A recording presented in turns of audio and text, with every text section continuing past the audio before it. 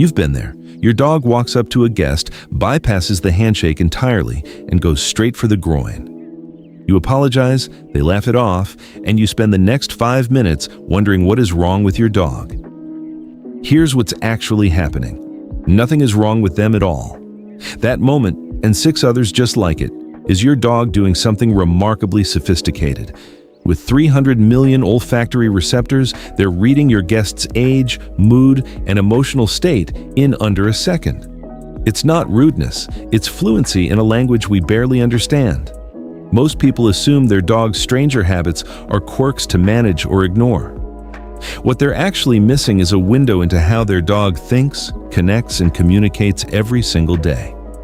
By the end of this video, you'll know exactly what your dog is learning the moment they sniff, and it will change how you see them forever. Welcome to Pawfect Living, where we discuss everything about dogs. Now, let's dive into the video. Let's start with the one that probably brought you here in the first place. Your dog walks over to someone, maybe a friend you've just let through the front door, maybe a stranger you've stopped to chat with on a walk. And without any warning, their nose goes directly into that person's crotch. You grab the collar, you apologize twice. The other person says, "Oh, it's fine, I love dogs," right? And somehow that makes it slightly worse. You spend the rest of the conversation wondering if your dog has any sense of social decorum at all. They don't.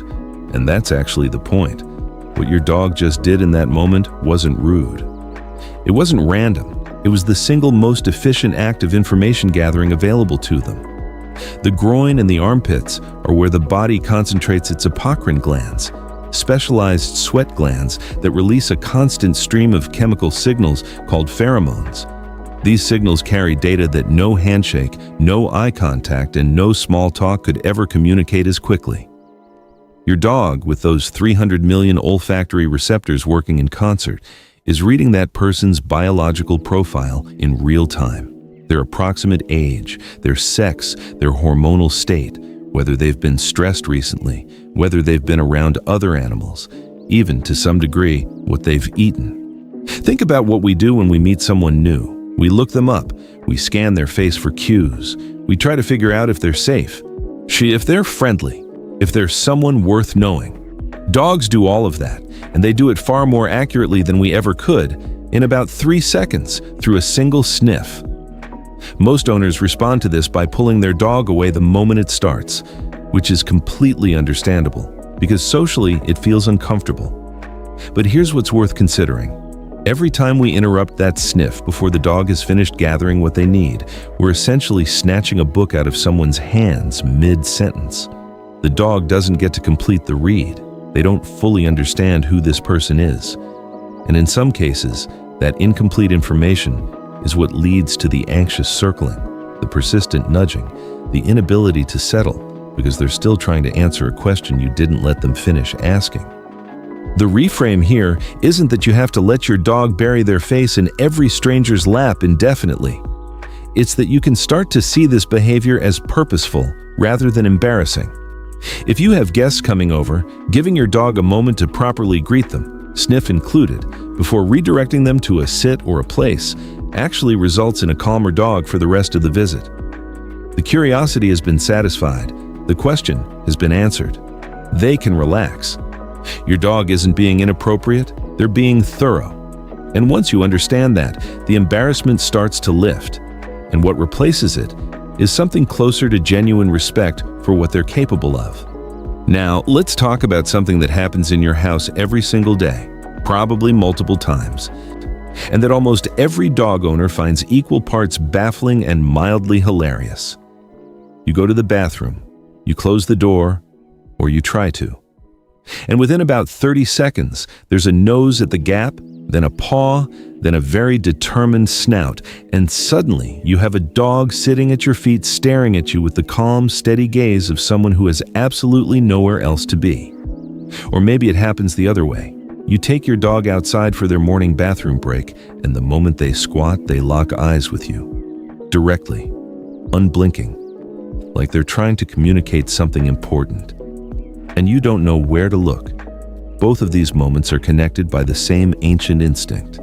and it has nothing to do with your dog being strange or overly attached or lacking any concept of privacy. In the wild, the act of elimination is genuinely dangerous. For a few seconds, an animal is completely distracted, physically compromised, and unable to flee or defend themselves. It is one of the highest vulnerability moments in their day.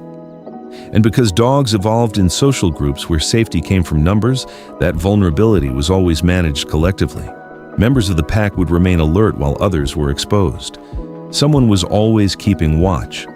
When your dog follows you into the bathroom, they are not being clingy. They are keeping watch. You are their person, their pack. And in that moment, their instincts are telling them that you are vulnerable and that their job is to be present. It is, in its own way, one of the most protective things they do. And when they stare at you during their own bathroom moment outside, they're checking. They're asking without words. Are you watching? Is it safe? Am I covered? That steady gaze is a request for reassurance, rooted in something far older than the relationship between humans and dogs. It goes back to every ancestor they've ever had who survived because someone was paying attention.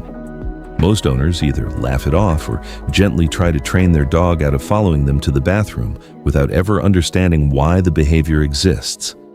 And there's nothing wrong with setting that boundary if you want to. Dogs can learn it. But knowing what's underneath it changes the emotional texture of the moment. The next time your dog stares at you during their outdoor break, try a small nod, a quiet, "Good, it's okay." Something that signals, "I see you, I've got this, you're safe." Watch what happens to their body. The tension you didn't even notice tends to ease. This is what canine behavior education does at its best. It doesn't just explain what your dog is doing. It gives you something to do with that understanding. A small act, offered at the right moment, that lands in exactly the right place in your dog's nervous system, because now you know what they actually needed. If this is already making you think differently about your dog, tap subscribe. Every week at Pawfect Living, we go this deep, and you don't want to miss what's next. Let's move to something that is almost universally adored and almost universally misunderstood at the same time. Your dog licks your face. Maybe it's the moment you wake up, before your alarm, before your coffee, before you've said a single word to anyone. Maybe it's when you come home and they launch at you the second the door opens. Maybe it's quieter than that. An evening on the sofa, your hand resting near them, and a slow, deliberate lick across your fingers or your cheek. Most people call this kisses, and it is, in a sense. But the story behind it is richer than that, and it starts somewhere you probably wouldn't expect, with wolf puppies and a behavior that has nothing to do with affection and everything to do with survival. In wolf packs, young pups will lick the muzzles of returning adult wolves when they come back from a hunt. This isn't a greeting in the way we think of greetings. It's a request. The licking stimulates the adult to regurgitate partially digested food, a soft, pre-processed meal that a puppy's still developing system can actually handle. It is, in the bluntest possible terms, a feeding mechanism. The puppy licks, the adult provides. Now, your dog is not trying to get you to regurgitate your lunch. That impulse has long since been domesticated away. But the licking behavior itself persisted because it evolved into something new and perhaps even more important, a signal of submission, of trust, of, "I am safe with you and I want you to know it." When your dog licks your face, they are communicating in one of the oldest languages available to them. It says, "I acknowledge you. I am comfortable with you. You are above me in the way I think about the world, and I'm glad you're here." It is a deeply submissive gesture, which sounds like a strange thing to say about something that feels so warm. But in canine terms, submission is not weakness. It is connection. And it is the act of choosing someone. What most owners do, understandably, is either lean into it completely, letting the licking go on as long as the dog wants, or they redirect it immediately because they find it unhygienic. Both responses are fine on a practical level, but what's worth adding to either approach is a moment of recognition. When your dog licks you, they are not just being affectionate in a vague, general way. They are specifically, intentionally, meaningfully choosing to signal their bond with you through one of the most ancient gestures in their behavioral repertoire. The reframe is this: the next time it happens, instead of just tolerating it or laughing it off, notice it. Your dog just told you something real. They told you that you are their person and that they are glad you exist. That's not nothing. That's actually quite a lot. And speaking of physical connection, let's talk about one that tends to take people by surprise the first time they really experience it. You're standing in the kitchen. Maybe you're cooking, maybe you're just waiting for the kettle, and your dog walks over, positions themselves beside you, and then, without drama, without warning, leans their entire body weight into your legs. Not a nudge, not a brush, a full, committed lean, as if they've decided that your shins are the most structurally sound place they've ever encountered, and they intend to use them accordingly. New dog owners often find this slightly alarming. Is something wrong? Are they scared? Are they trying to herd me? Experienced dog owners usually just brace their legs and accept it as one of the more charming facts of life with a dog. But here's what's actually happening beneath that lean at a biological and emotional level. Dogs cannot hug. They don't have the limb structure for it. They can't reach around you. They can't pull you close. They can't do any of the things that humans do when they want to signal warmth and safety and closeness. What they can do is press their body against yours. And that's exactly what the lean is. It is a hug. It is the closest physical approximation of an embrace that a dog's body allows them to make. When your dog leans into you, they're not being dominant, which is an old interpretation that doesn't really hold up to scrutiny. They're not trying to claim you or push you around. They are seeking contact in the way their body knows how. And that contact triggers the release of oxytocin, the same bonding chemical that fires in humans during a hug, during skin-to-skin contact with a newborn, during any moment of genuine physical warmth between two creatures who trust each other. Your dog leans because it feels good to be close to you, because you are their safe place, because in the whole geography of their world, your legs, specifically your legs, represent something like home. What most owners miss is that this lean is also an offering. Your dog isn't just seeking comfort, they're providing it. That weight against your shins is them saying, "I'm here, I've got you, we're together." The practical application of this understanding is beautifully simple. Let them lean. Brace a little if you need to. Don't redirect them away unless there's a genuine reason to. And if you want to deepen the moment, put a hand on their back while it happens. You're completing a circuit. They came to you, you acknowledge them, and both of you just got a small dose of the chemistry that makes the bond between humans and dogs so enduring and so good. Let's head outside now, because the next behavior happens in the open air, usually immediately after something that already confused you, and it tends to make people laugh before they even think to ask why.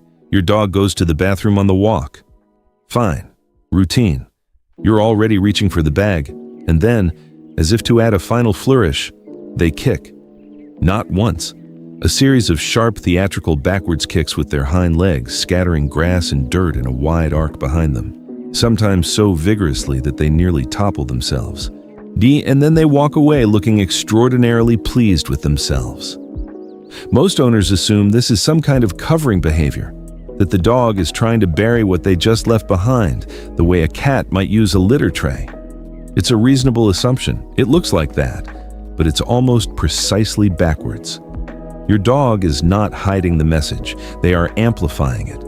Between the pads of a dog's paws sit small but potent scent glands.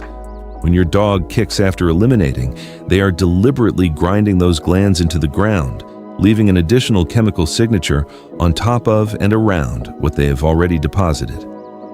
The scratch marks themselves. The visual disturbance in the grass act as a flag, a neon sign that says, "Look here," to any other dog who passes this way. And the scent left by the paw glands is, by some accounts, even longer lasting and more complex than the message left by the elimination itself.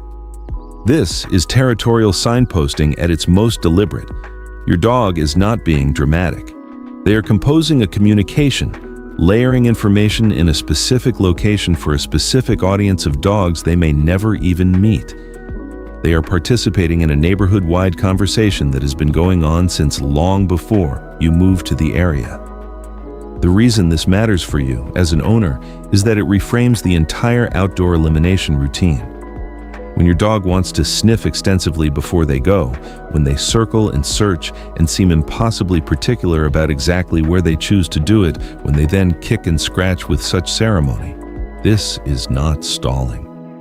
This is not a dog being difficult or distracted or insufficiently trained. This is a dog engaging in a complex social and communicative ritual that is central to how they understand and navigate the world around them. Which means that when we rush them, "Come on, hurry up, let's go," we're interrupting something that, to them, has genuine meaning. You don't have to give them unlimited time, but knowing what they are actually doing tends to produce a little more patience. And patience, in this particular moment, goes a long way toward a dog who feels genuinely understood. We're nearly at the end of our 7, and I want to save the last one for something that requires a bit more care, not because it's alarming, but because it's one of the most misread behaviors in all of dog ownership. And the misreading tends to lead owners in completely the wrong direction. Your dog humps something. Maybe it's a cushion, maybe it's a visitor's leg. Maybe it's another dog at the park, and that dog's owner is not as understanding about it as yours is. You pull your dog away, you apologize again, and later you find yourself Googling whether your dog needs to be neutered, whether they have some kind of problem, whether this is dominance or hormones or something you've done wrong. Here is what's actually going on in the majority of cases, and I want to be clear that this is not true of every instance, but it is true of far more instances than most people realize. The behavior is not primarily sexual. It is a response to overstimulation. When a dog encounters a high-energy situation, visitors arriving, a boisterous play session, a crowded dog park, any environment where excitement builds faster than they can process it, that arousal needs somewhere to go. The technical term is displacement behavior, a physical outlet for an internal state that has reached a level the dog doesn't have the tools to manage. The excitement has nowhere else to land, so it lands here. It looks sexual. It isn't, or at least, that's not what's driving it. Think about what usually precedes it. Not a calm moment, a charged one. Someone comes through the door and everyone gets excited. Play escalates past a point of easy return. The environment becomes loud and unpredictable, and your dog, who is trying to process all of that incoming stimulation, finds themselves with more energy than they have strategies for, and the body does what it does when that happens. What most owners do is correct the behavior in the moment, which is reasonable, but stop there because they have diagnosed it as a dominance issue or a hormonal one, and neither diagnosis leads them toward the thing that would actually help. What actually helps is working further upstream, identifying the specific situations that reliably tip your dog over into overstimulation, giving them a decompression strategy before the threshold is reached, a quiet room to retreat to, a calming cue you've practiced, something to redirect their energy before it peaks. You're not suppressing the behavior so much as you're addressing the state that produces it. The reframe here is one of the most practically useful in this entire video. Your dog is not misbehaving. They are overwhelmed and overwhelmed. With a little awareness and a small adjustment to how you set up their environment is something you can actually help with. That's the difference between feeling embarrassed and feeling equipped. 7 body parts, 7 behaviors, 7 windows into the way your dog experiences the world. The sniff that reads a stranger like an open book. The bathroom shadow that says, "I'm keeping you safe." The lick that carries 10,000 years of trust in a single gesture. The lean that is, if you think about it, a hug. The kick that leaves a message for dogs your dog will never meet. And the overwhelm that wears the costume of misbehavior, waiting for you to look a little closer. None of these things mean your dog is broken. None of them are problems to be solved in isolation. They are a language. One that your dog has been speaking to you every day, in every room of your house and every moment of every walk, and that you now have a little more of the vocabulary to understand. That's what Pawfect Living is here for. Not to make you a better disciplinarian, not to give you a list of corrections. but to close the gap between what your dog is doing and what they actually mean, because a dog who is understood is a dog who can truly relax, and a dog who can truly relax is one of the great joys available to a human being. If this felt useful, if something in here shifted the way you see even one moment with your dog, share it with someone whose dog does something they've never quite understood. We'll be back next week, going just as deep into the next thing your dog has been trying to tell you all along. You came into this video thinking your dog had some questionable habits. You're leaving it knowing they've been communicating with you, clearly and consistently, every single day. That sniff at the groin, the bathroom shadow, the face lick, the lean, the post-poop kick, the overwhelmed energy with no outlet, none of it was noise, all of it was signal. Your dog has always been trying to tell you something. Now you have a little more of what you need to hear them. And here's the thing. You don't need to change very much. The dog you have right now, the one who follows you to the bathroom and leans on your legs and stares at you while they poop, that dog is already doing everything right. What changes is you. A small shift in how you read a moment, and suddenly a behavior that used to embarrass you becomes one that quietly moves you instead. So here's the one thing to take with you today. The next time your dog does something you'd normally brush off or redirect, pause for just a second before you do. Ask yourself what they might be trying to say. You won't always know. But the asking is where everything starts. If you want to keep going deeper, we're here every week, a community of people who love their dogs and want to understand them better. Subscribe and come find us. We'd love to have you. Give your dog something good today. They've earned it.